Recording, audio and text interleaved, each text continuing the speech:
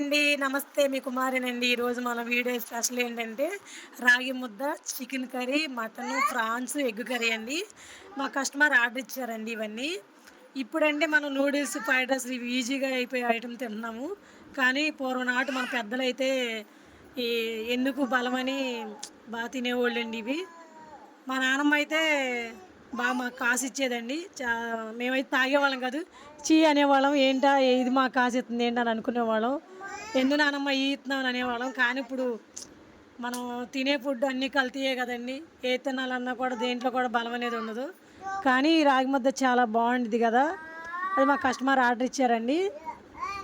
First కొంచెం water పెట్టుకుని దాంట్లో బీప్రా వేస్తామండి. బీప్రా వేసి అది ఉడికిన తర్వాత ఈ రాగి పిండి వేస్తానండి. నెయ్యి కూడా వేస్తాను.